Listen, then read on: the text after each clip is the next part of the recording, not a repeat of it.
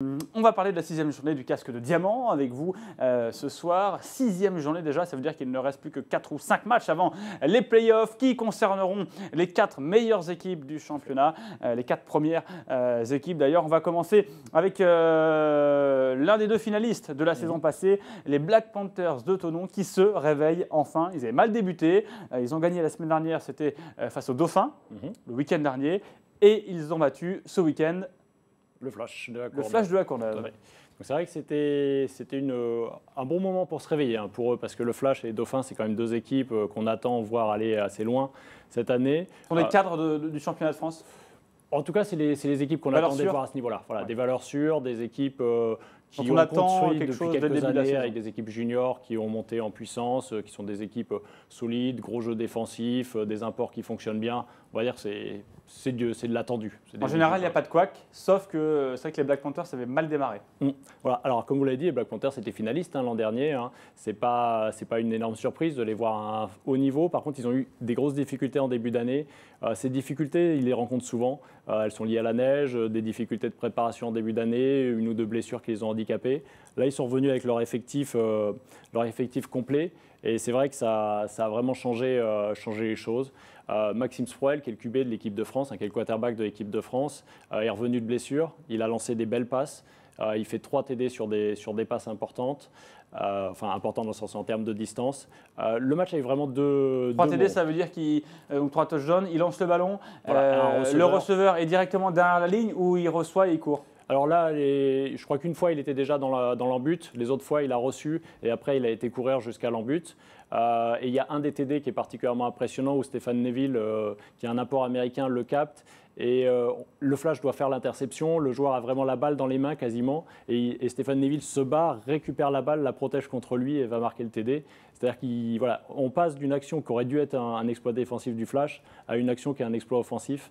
Et c'est vrai que c'est le genre d'action qui montre l'importance de certains joueurs et de certains apports. Après, à la mi-temps, il y avait 21-20 pour les Black Panthers. À la fin du match, 28-26.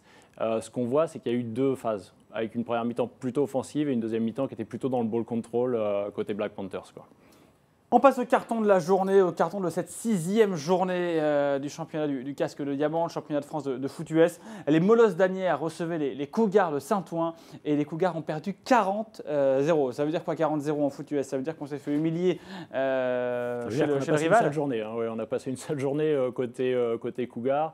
On a passé une journée aussi où on s'est un petit peu éparpillé, on va dire. C'est vrai que les Cougars, les Molosses, c'est une équipe qui aime bien jouer à domicile, qui a un public qui est assez chaud dans le bon sens du terme. Il y a beaucoup de public à Asnières pour ce qu'on appelle un derby, en tout cas c'est un match à... Alors c'est un match à enjeu, c'est un match avec 2 équipes Attention qui aiment ou bien pas entre Asnières et Saint-Ouen? Attention, c'est relatif. Saine rivalité, mais... C'est ça. Ce que je veux dire, c'est 2 équipes qui sont relativement proches, puisque Saint-Ouen-l'Aumône et Asnières, c'est des équipes, il y a 20aine de kilomètres à peu près entre les 2. Il y a beaucoup de supporters qui... Vous nous parlez des supporters d'Asnières, il y a les supporters de Saint-Ouen qui viennent pour les matchs comme ça, comme c'est pas très loin. Il y a les supporters se mettent derrière leur équipe, là, comme on le voit à l'écran. Chacune des 2 équipes a un bord de terrain et les supporters se mettent derrière un petit peu. Puis bon, il y en a quelques-uns qui viennent un peu faire l'ambiance de l'autre côté. Combien de supporters sur un match comme celui-ci entre Asnières et Saint-Ouen?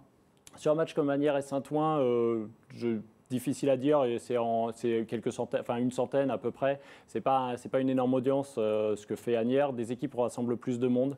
En championnat, il faut dire aussi que le complexe d'Asnières est relativement light. Il n'y a pas de gradin, c'est vraiment les gens sont sur les bords du terrain, donc ça n'incite pas non plus à avoir énormément de personnes. C'est le Flash qui reçoit le plus de public dans le championnat de France? Alors après Grenoble arrive à faire des belles affluences. Thonon fait des belles affluences régulièrement aussi.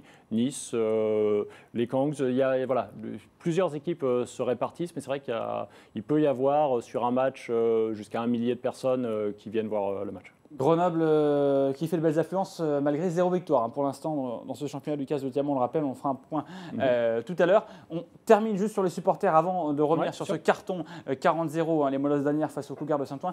Il n'y a pas de légalisme dans les supporters du foot US? On ne se donne pas rendez-vous avant pour se battre avant les matchs? Pas à ma connaissance, ça n'a pas fondé. On n'est pas encore fait d'article dessus. Non, et puis je ne pense pas qu'on le fasse. Après, c'est vrai que le foot US, c'est un sport qui est à la fois un sport de contact, un sport viril sur le terrain, mais qui est un sport aussi fair play, on va dire, à côté, un sport qui vient d'outre-Atlantique. Outre-Atlantique, c'est vrai que le hooliganisme n'existe pas. Aux États-Unis, c'est quelque chose qu'ils ne connaissent pas, et c'est vrai qu'on a quand même cette culture en France de respect des joueurs, parce que les joueurs se mettent en danger, danger entre guillemets, voilà, s'exposent, et c'est vrai qu'en tant que supporter, ne serait-ce que quand un joueur tombe au sol, parce qu'il est blessé, tous les autres joueurs, on leur demande de s'agenouiller, en attendant que les médecins fassent leur intervention. Et lorsque le joueur se relève, il est de coutume tout le monde doit applaudir, y compris le public, pour remercier le joueur qui s'est fait peut-être mal sur le coup. Donc il y a un profond respect pour les joueurs. Donc le hooliganisme, non, c'est pas dans la mentalité en tout cas. Alors, on partage des donuts après les matchs de foot US en France. Ouais, on peut faire ce qu'on veut. Après, c'est vrai qu'aux États-Unis, pour vous montrer que le hooliganisme n'existe pas, l'alcool est complètement autorisé dans les stades. Et dans les stades de foot US, pour en avoir eu la chance d'en voir, c'est vrai que tout le monde est avec sa bière, en train de boire son coup et va au bar pendant le match et ça gêne personne, quoi. On ne vient quand même pas avec sa bouteille. Non, on vient avec son gobelet et on a des... Avec son camelback. Voilà, et c'est à volonté. Donc après, on revient toutes les 2 minutes reprendre sa bière à volonté. Bon, je ne sais pas si on ne va pas délocaliser le Live 365 du week-end un jour aux États-Unis. On revient sur le match entre les Molosses d'Asnières et les Cougars de Saint-Ouen, 40-0 donc pour Asnières. Tout à fait, tout à fait. Alors après, c'est vrai que le match s'est joué assez vite. Les Cougars avaient un joueur qui était absent, qui est un joueur très important pour eux, qui est Olivier Bordin, qui est leur tacle droit, donc c'est-à-dire le gros entre guillemets de la ligne, qui est côté droite. Et en fait, très vite sur le match, ils ont perdu leur tacle gauche, donc son équivalent à gauche. Donc ces 2 joueurs sont très importants parce que c'est les joueurs qui vont en attaque vous empêcher la défense de passer derrière votre ligne. Et le côté à gauche était tenu par Denis Godfrey, que j'avais cité la semaine dernière comme un joueur important. Et il s'est fait expulser dès le début du match. Donc derrière, c'était très dur. Et ils n'ont pas réussi à vraiment contenir la pression. Bon, un petit mot sur Saint-Ouen. Donc, ce n'est pas leur année pour gagner du côté d'Asnières cette saison. Ce n'était pas leur année la saison dernière non plus. Parce que cette année, 40-0 donc ce week-end. Et les dernières, 42-0 si ma mémoire est bonne. Tout à fait. Non, c'est vrai que le déplacement à Asnières ne leur réussit pas forcément. On va dire qu'ils s'en tirent un peu mieux cette année parce qu'ils prennent 2 points de moins, mais surtout ils s'en vont sans gros blessures. Alors que l'année dernière, ils avaient perdu leur QB, Marc Verica, qui était tombé à l'épaule et ça leur avait coûté. En début de match. Oui, tout à fait. Et ça leur avait coûté vraiment la saison l'année dernière. On passe au duel des promus, les Templiers d'Elancourt face aux Kangourous de Pessac. Alors quand vous avez dit les Kangs tout à l'heure, c'était pour les Kangourous? Oui, tout à fait. Ouais. C'est vrai que les Kangs, c'est leur diminutif, entre guillemets, dans le milieu. Donc les cheerleaders de match, elles sont hip hip hip pour les Kangs. Elles chantent comme ça. Je ne sais même plus, là j'ai un doute, je ne suis même pas sûr que Pessac ait des cheerleaders. Les Templiers en ont, ça c'est sûr, mais je ne suis pas sûr que les Kangourous en ont. Un pour les Kangs et les Kangs pour tous. Ouais. Les Templiers d'Elancourt face aux Kangs de Pessac. Victoire d'Elancourt, toujours leader. Toujours leader, toujours invaincu, le dernier invaincu. Une victoire d'un petit point, 28-27. Par contre, la victoire aurait pu être un petit peu plus large parce qu'ils ont raté 3 coups de pied.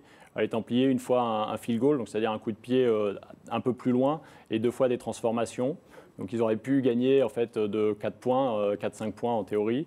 Ce qu'il faut retenir sur le match, plus que le score, parce qu'au début les Kangourous étaient 20-0 et ils se sont fait rattraper, grignoter progressivement par les Templiers, dont on voit les images d'ailleurs du match derrière. Un 20-0, ça se fait remonter d'un 20-0 lorsque l'on mène 20-0 dans un match de foot US. C'est équivalent à quoi dans le foot classique en France? C'est comme si on menait 3-0. Ouais, 2-0 on va dire, parce que 20, c'est vrai que 20-0 ça paraît impressionnant comme ça quand on n'est pas le score. Comme si vous étiez à 2-0 au bout de 20 minutes de jeu et que derrière vous arrivez quand même à gagner sur le fil le match. Donc c'est une belle performance. Après, ce qui m'a impressionné sur le match, c'est la sérénité. C'est-à-dire qu'on voit bien que les Templiers sont une équipe qui a toute confiance en elle, qui sait que les victoires s'accumulent, les victoires s'engendrent. Et quand ils étaient menés 20-0 sur le banc, on entendait les gens dire mais c'est pas grave, on sait qu'on peut marquer plus que ça. C'est-à-dire qu'il n'y a pas eu du tout d'abattement. Et au contraire, l'équipe est revenue toujours plus sereine, toujours plus réussie. Bon, au final, ils l'emportent. Donc je pense qu'ils vont être encore confortés. À l'inverse, pour les Kangs, voilà, 20-0, on sentait un peu plus de fébrilité, presque surpris d'avoir autant de points, quoi. La page Foot US avec Thomas Depape, le rédacteur en chef du magazine Force and Goal, le magazine du Foot US en France. La sixième journée du championnat du casque de diamant. Ce week-end, on termine avec la rencontre entre les Dauphins de Nice qui avaient perdu la semaine dernière face aux Black Panthers de Thonon. Les Dauphins de Nice qui jouaient à domicile face aux Spartiates. Spartiates, c'est le club d'Amiens. Et malheureusement pour les Spartiates, ça fait longtemps que je dis, ce n'est pas leur saison. Et c'est vrai qu'ils n'ont pas marqué non plus encore dans ce match-là. Les Dauphins derrière ont roulé. Anthony Couvin marque 3 fois, Joe Skibilla marque 2 fois. Bon, Pas grand-chose malheureusement à retenir côté Dauphin, si ce n'est qu'ils se relancent après 2 défaites. Et côté Spartiate, la saison galère continue. Et c'est vrai que c'est assez triste pour eux parce que là, on les voit de plus en plus bas, quoi. On va jeter un coup d'œil pour récapituler l'ensemble des résultats du week-end dans ce championnat de France du casque de diamant. La 6e journée du foot US en France. On le rappelle, il reste 5 matchs selon les équipes pour les playoffs qui concerneront les 4 premières du championnat.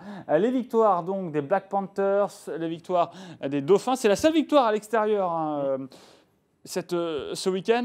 Il y a souvent des victoires à l'extérieur en foot US ou en foot, on parle de l'importance du public. Est-ce que c'est vraiment la même chose dans le championnat foot US en France? Tout à l'heure, je parlais des molosses. Vraiment, le public est important pour eux. Le flash aussi. Mais c'est vrai que sinon, on n'a pas forcément de grosses différences entre le domicile et l'extérieur. Ce qui fait que la différence, c'est principalement le temps de déplacement. Parce que c'est vrai que quand vous êtes du nord ou que vous êtes du sud et que vous devez vous faire le déplacement en car ou dans des conditions des fois un peu spartiates, ça peut aller assez loin. Et donc c'est vrai que ça peut jouer à l'extérieur.